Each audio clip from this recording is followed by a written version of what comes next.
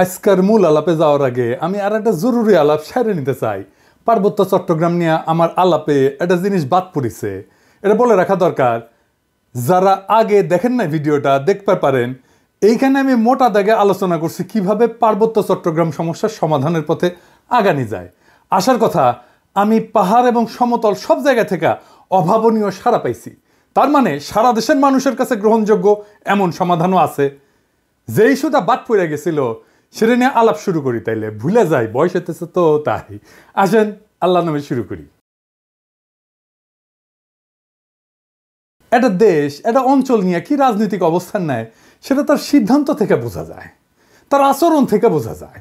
যেমন ধরেন, কুমিল্লাকে বিভাগ করার দাবিকে হাসিনা প্রকাশ্যেই অস্বীকার করেছিল, কারণ খন্দকার মোস্তাকের বাড়ি কুমিল্লায়। আপা কুমিল্লার নামে, আপা কুমিল্লা কু নাম দেব না, আমি কুমিল্লা আপা কুমিল্লা নামে না, আপা কুমিল্লা নামে, আপা সারা কুমিল্লার আমি কুমিল্লা নামে দেব না, কারণ তোমার এই কুমিল্লা নামের সাথে মোস্তাকের নাম জড়িত, সেজন্য আমি দেব না। তোমরা যদি রাজি থাকো, ওই কুমিল্লা নাম নিলেই তো মোস্তাকের কথা মনে ওঠে। ভাববার পারেন কি ভয়ানক প্রতিহিংসা। পার্বত্য চট্টগ্রাম নিয়ে আমাদের আমলাতন্ত্র, আমাদের প্রশাসন, আমাদের সাধারণ মানুষ ঠিক একই রকম একটা ভাবনা ভাবে।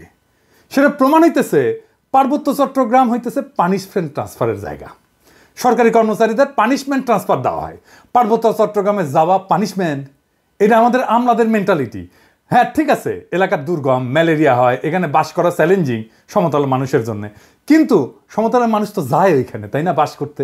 তাহলে ওই জায়গায় পোস্টিং কেন পানিশমেন্ট পোস্টিং হবে? ওটা কি বসবাসের অযোগ্য জায়গা? ওখানে যারা থাকে তারা মানুষ না, তারা বাংলাদেশি না?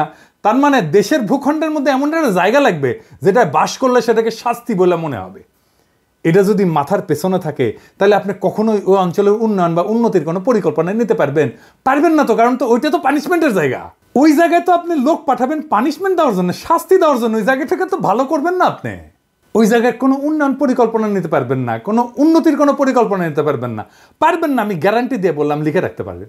আপনি যদি একজন পাহাড়ের বাসিন্দা হন, আপনার কেমন লাগবে বলেন তো? বাদ দেন যে আপনি পাহাড়ের বাসিন্দা, আপনার জন্ম ধরেন পঞ্চগড়, আপনি জন্ম থেকে জানেন এই পঞ্চগড়ে কেউ আসতে চায় না, কারণ কাউকে শাস্তিমূলকভাবে জোর করে পাঠানো হয় বাইরের লোককে।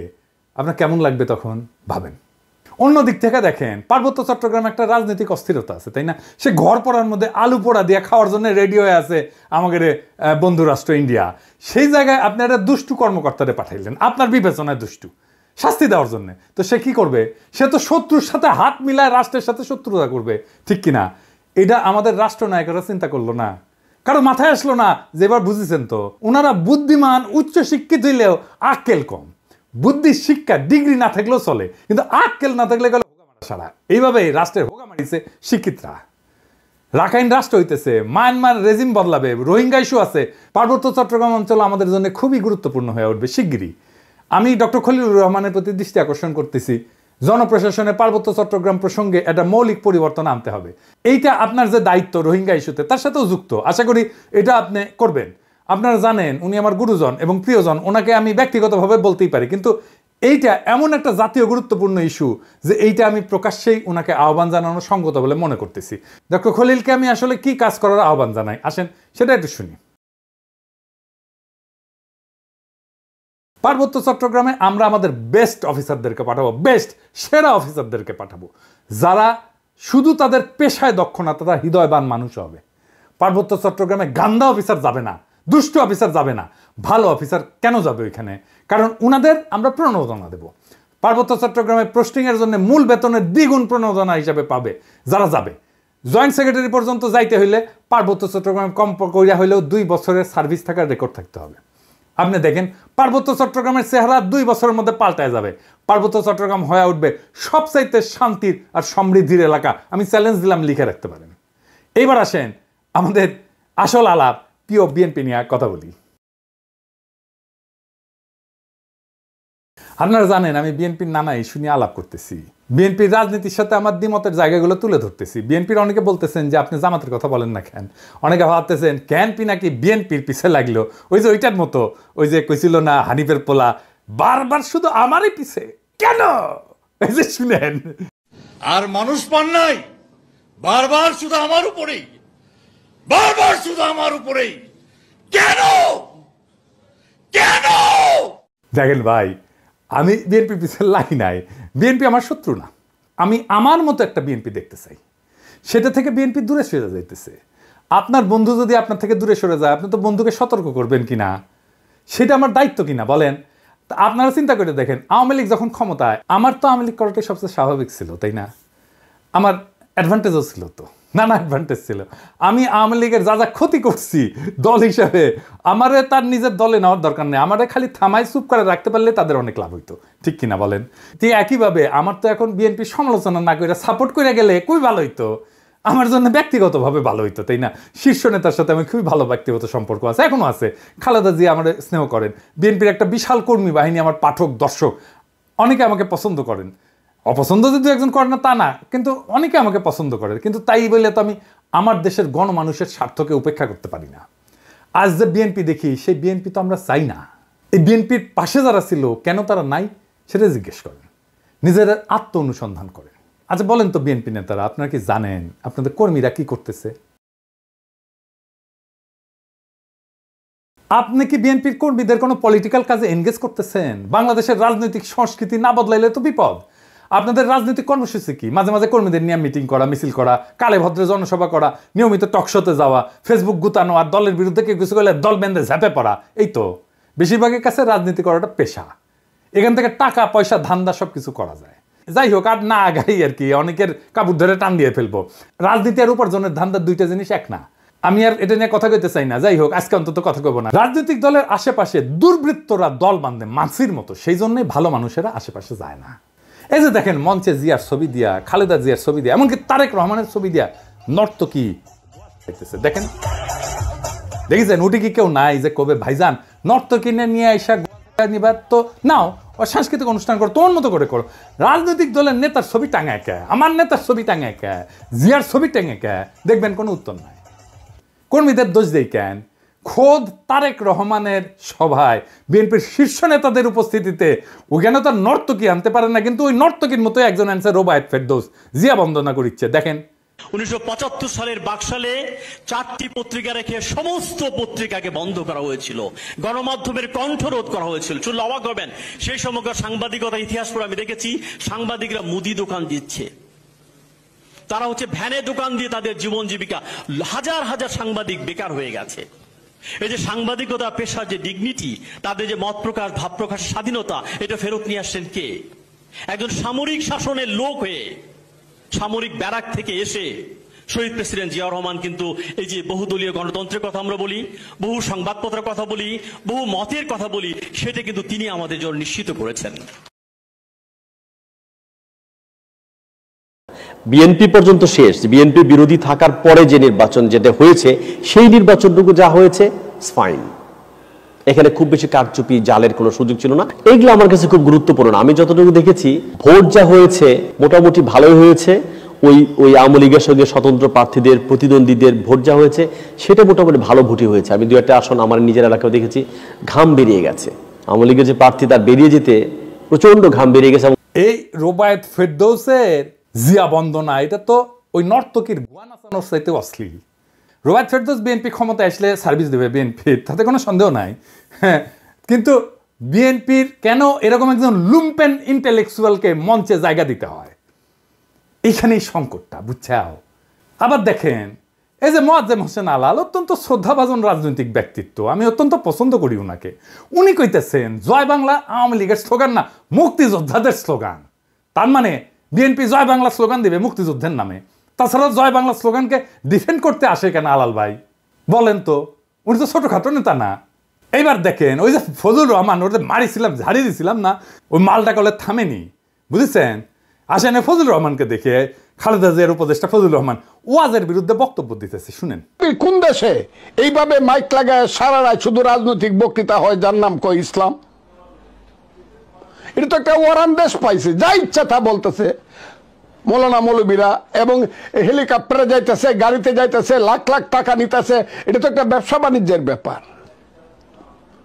এবং এরা তো দুনিয়ার সমস্ত কালচার শেষ করে, বাঙালির যে কালচার, শিক্ষা, সংস্কৃতি, নাটক, যাত্রা, গান, বাউল, মাজার সব শেষ করে দিতেছে। তারা কি চায়? তারা এই দেশে কিছু থাকবে না, সমস্ত বাগানে।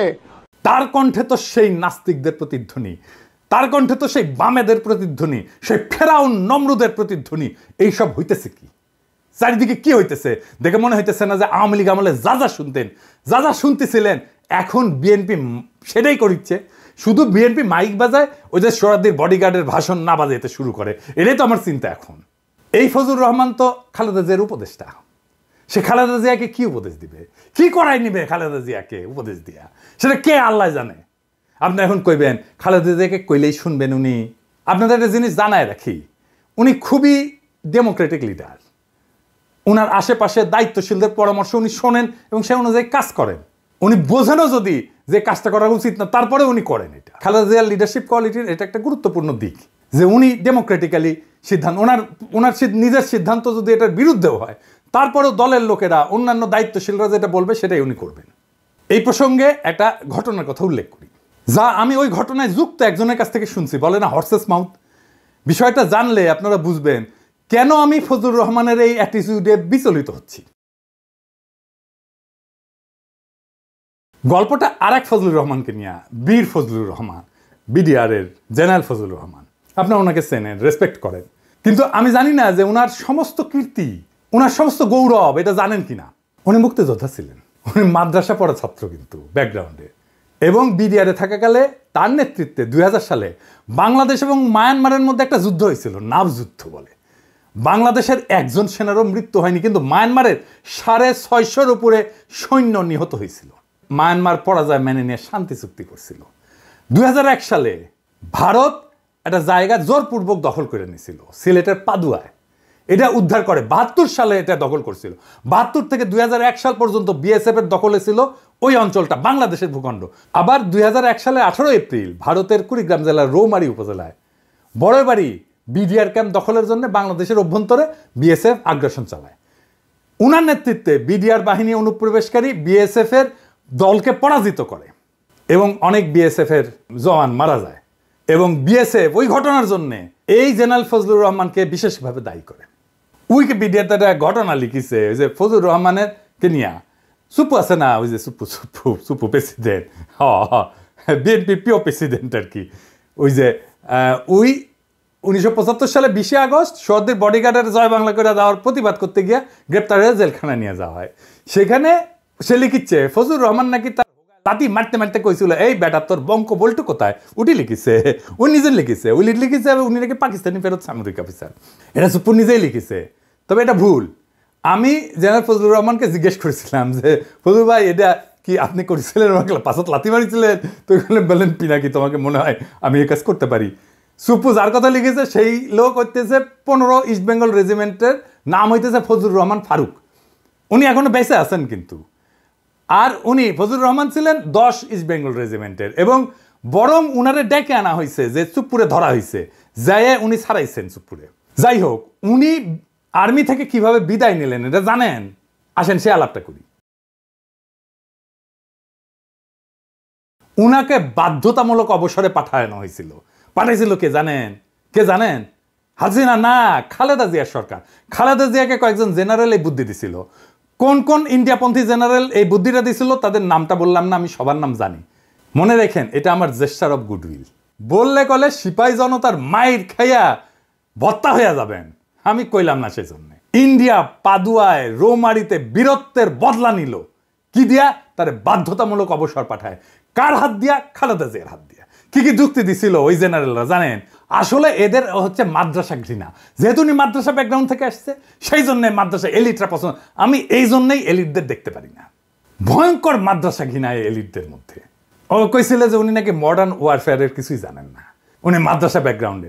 জেনারেল ফজলুর রহমানের মতো গৌরবজনক লড়াইয়ের ইতিহাস কয়জন জেনারেলের আছে বাংলাদেশ সেনাবাহিনীর? দেশের মাটি উদ্ধার কইরা দিল, দেশের সার্বভৌমত্ব রক্ষা করলো, আর তাকে পুরস্কৃত করা হলো বাধ্যতামূলকভাবে অবসরে পাঠায়। এই যে ফজলুর রহমানের মতো উপদেষ্টা খালেদা জিয়া যদি থাকে না, তাহলে এদের দিয়া ইন্ডিয়া প্রতিশোধ নেবে। খালেদা জিয়ারে যেমন করে সাইন করে দিছে বাধ্যতামূলক অবসরে ফজলুর রহমানের, তারেক রহমানও সাইন করে দিবে। এখানেই আমার ভয়। বিএনপি শুধু না, জামাতকেও বলতেছি, জনগণের সাথে আপনাদের ন্যূনতম 4 দফার চুক্তি করতে হবে। আপনারা নির্বাচন করবেন, যাই করবেন, তার আগে 4 দফা চুক্তি করতে হবে জনগণের সাথে। ভোটই একমাত্র ক্ষমতায় যাওয়ার পথ না। জনগণের সাথে আপনার এগ্রিমেন্ট কি? আপনার ম্যানিফেস্টো না, আপনাকে জনগণের সাথে এগ্রিমেন্ট করতে হবে। এবং আমি যে এগ্রিমেন্টের কথা বলতেছি এটা জনগণের চাওয়া, দরকার হলে আমি ভোট নিয়ে দেখাই দিতে পারবো। এবং দেখবেন জনগণ কিভাবে আমার এই 4 দফাকে সমর্থন করে। 1 নম্বর দফা, আওয়ামী ফ্যাসিবাদকে চিরতরে কবর দিতে হবে। 2 নম্বর, ভারতীয় আধিপত্যবাদের চিরতরে অবসান ঘটাইতে হবে। 3 নম্বর, একটা সাম্যের সমাজ তৈরি করতে হবে। 4 নম্বর, একটা ইনসাফের রাষ্ট্র কায়েম করতে হবে। এই 4টা ভেরি সিম্পল। এই ফ্রেমের মধ্যে থাকলে সেটাই হবে জনগণের সাথে চুক্তি মানা। এর বাইরে, এই বাউন্ডারির বাইরে যাইতে পারবেন না। কথা ক্লিয়ার? আমাদের ঠেকানোর চেষ্টা করতে পারেন, আমরা সর্বশক্তি দিয়ে আমরা বাধা দেওয়ার চেষ্টা করব। ফাইনালি আমার ক্ষুদ্র ভ্রাতাদের জন্য ওরা গতকাল রাশন ট্রাক দেখে হেভি খুশি হয়েছে, হ্যাঁ, যে আমরা রাশন ট্রাকে কিনবো, এটা গেলে সিদ্ধান্ত হয়ে গেছে। তো এটা হইতেছে রাশন ট্রাকের পেজ। এটা সাহেব দেখা দেন, নানা মডেলের ট্রাক আছে এটি। হ্যাঁ, দেখিস কত সুন্দর সুন্দর রাশন ট্রাকের মডেল দেখিস? হ্যাঁ হ্যাঁ, দেখে দেখে আমার ক্ষুদ্র ভ্রাতাদের চোখ চকচক করিচ্ছে। মনে হচ্ছে এখনই ঝ্যাপে পরে ট্রাক চালাবি। হেভি ড্রাইভিং এর লাইসেন্স আছে বেটা? হ্যাঁ, আগে লাইসেন্স হোক তারপরে ট্রাক চালানি। আচ্ছা, এইটা সাহেব ট্রাকের ভিডিও দেখেন না এটা? হ্যাঁ, দেখেছেন হাউস করিছে আমার ক্ষুদ্র ভ্রাতারা। ওই দেখবেন এরপরে ওই পেজে লাইক টাইক দিয়ে ভাইসে দিবি আর কি। দেখেন আরো দেখবেন, দেখেন এগুলা করবেন কি, প্রিন্ট করবেন, প্রিন্ট করে হাঙ্গারে বিএনপির ভাই করে দেখা করবেন যে টেম্পু স্ট্যান্ড নিয়ে ঝগড়া করে লাভ কি, পিনাকি তো টাকা স্ট্যান্ড বানাচ্ছে, ইটি আসো ইটি আসো। আমার ক্ষুদ্র ভ্রাতারা কবে দাদা হইলে কি, বুড়া বয়সে মাথা মুথা খারাপ হয়ে গেল কে, এই এত উত্তেজিত কে? ওই যে বিএনপির মঞ্চে নাচানো আর এই রাশন ট্রাক দুইটাই বেচছে আসলে সেক্স, কিন্তু দুইটার গুণগত তফাৎ আছে। রাজনীতিও ইনকা হুগা নাচানোর সাথে টেম্পু স্ট্যান্ডই আসবে, ওটাই কালচার। ট্রাক চালাবার পারবে না। আগামীর রাজনীতি হচ্ছে রাশন ট্রাক চালানোর রাজনীতি।